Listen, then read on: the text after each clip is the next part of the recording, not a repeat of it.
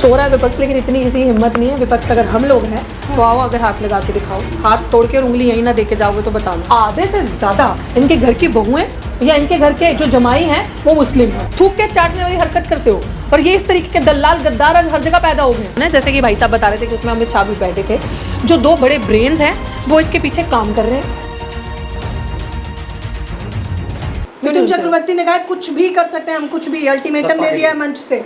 क्या कर सकते हैं, क्या करेंगे? मुझे एक एग्जांपल देके बताना।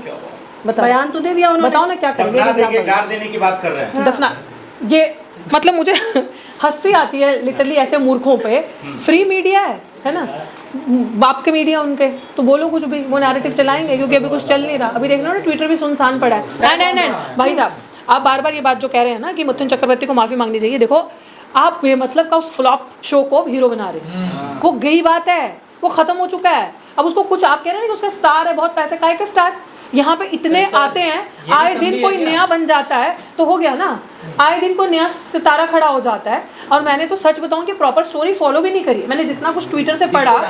सुनिए, तो मैं क्या करूं? कोबरा बताते हैं तो वो तो कुछ भी बताएं। मोदी जी भी तो भगवान का रूप बताते हैं अपने आप को, स्वयं अवतार हुए हैं, वो बता रहे हैं, तो should I accept that? And coming back to your point, अब थोड़ा मुंह इधर करो, आप मुझे देख के बात करनी, प्रोफेसर रही हूँ ना।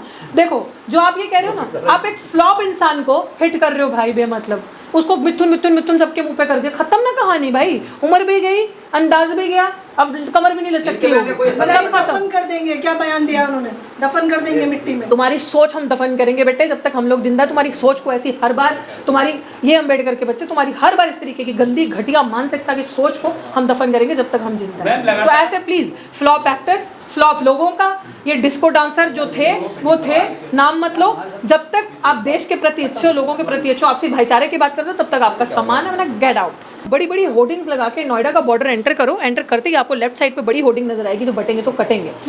ये भाषा है, इस चीफ मिनिस्टर की शब्दावली होनी चाहिए कि कटेंगे। मतलब तुम क्या बोलना चाह रहे हो? पर्टिकुलरली एकता, वाओ, पर्टिकुलरली तुम एक कौन को टारगेट कर रहे हो? तुम दिखा रहे हो कि अगर इसका ये मतलब है असल में कि अगर आपसी भाईचारा बढ़ा तो कटोगे। अगर तुमने अपना दिल ब्रॉडन किया, बड़ा किया, और हिंदू मुसलमान का वो नैरेटिव खत्म करके, दलित आदिवासी को, पिछड़े को, ये ऊंच नीच खत्म करके एक साथ हुए, तो तुम कटे जाओगे। तो इसलिए बटोगे तो, क्योंकि डर तो राजा को यही है ना कि पहले खतरे में आ गया है। मुसलमान खतरे में आया नहीं, वो जानबूझ के ये नैरेटिव फैलाना चाह रहे हैं।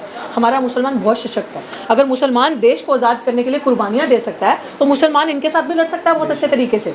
लेकिन बात यह है कि एक नैरेटिव ऐसा चलाना है, लोगों के दिलों में दहशत डाल के रखनी है, हिंदू को ये दिखाना है कि तुम खतरे में हो, एम्पावर्ड करके रखना है। तो ये एक नैरेटिव चलाना है कि भैया पहले तो बटो ना, कटो ना, और मुसलमान को देखो हमने क्या कर दिया, डरा दिया। तो आप एक बात बताओ, आधे से ज्यादा इनके घर की बहुएं या इनके घर के जो जमाई हैं वो मुस्लिम हैं। इनकी इंटर रिलीजन और इंटर कास्ट मैरिजेस होती हैं आपस में। और अब ये इस तरीके का नैरेटिव जो हमें चलाकर दिखा रहे हैं, हमें इस तरीके का बताना कि बटोगे तो कटोगे। So do not try to teach us this वे।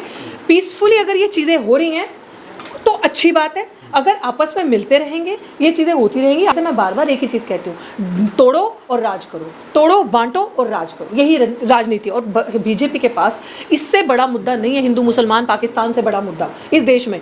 अगर आपने कभी स्वास्थ्य पे, रोजगार पे, शिक्षा पे, भाईचारे पे काम किया हो, देश पे काम किया हो, अगर आपने इन चीज़ों पे काम किया तो आप वोट मांगोगे ना। तो चुनाव आप लोगों को लग रहा होगा बहुत दूर है, बहुत पास चुनाव आ गए ना दोबारा 27 के, तो आपको कुछ तो नैरेटिव चाहिए इस तरीके का चलाने के लिए। लोग जो नफरती भाषण देते हैं वो मुस्लिम समाज में भी तो है ना, देखिए दोनों तरफों से हो रहा है। मैंने कब कहा कि मुसलमान में आरएसएस नहीं घुसा है?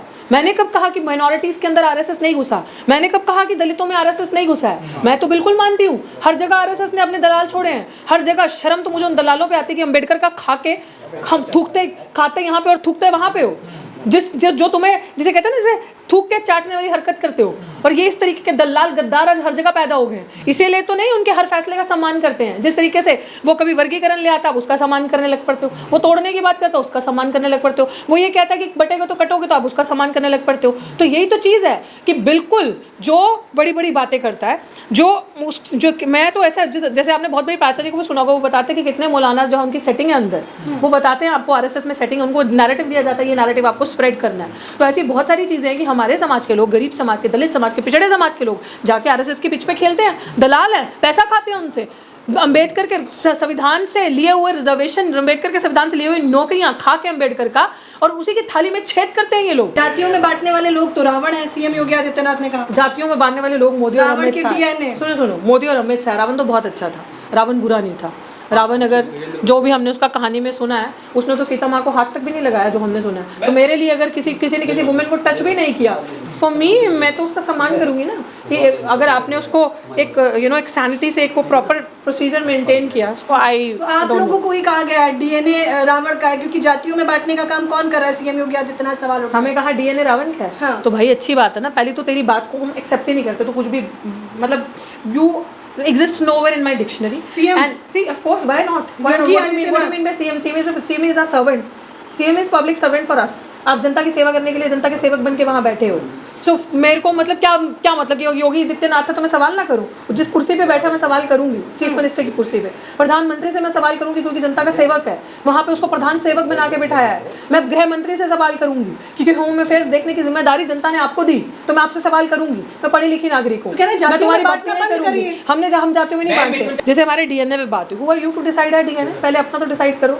तुम हमारा डीएनए बताओगे हमें, और अगर तुम हमें रावण से हमारी तुलना करते हो तो हम तो बहुत अच्छा मानते हैं किसी को कि हमारे लोग रेप नहीं करते, हमारे लोग मर्डर नहीं करते, हमारे लोग जाके ठगी नहीं करते, चोरी नहीं करते, जितने दहशतगर्द देश में दहशत का माहौल नहीं फैलाते, देश में उग्र का माहौल नहीं फैलाते, दहशत के नारे नहीं मारते। हमारे लोग तो नहीं कहते बटेंगे कटेंगे, बटेंगे तो कटेंगे, हमारे लोग तो नहीं बोलते ना ये। हमारे लोग मुसलमानों को तो गाली नहीं देते, मुसलमान दलितों को तो गाली नहीं देता, आपस में लड़ने की बात तो नहीं करते। हमारे लोग तो अखंड भारत से प्यार करते हैं। हम तो नहीं कहते टुकड़े टुकड़े टुकड़े करवा दिए जाएंगे, ये हो जाएगा, मुल्ले काटे जाएंगे, राम राम चलाएंगे। हमारे लोग तो नहीं कहते ना।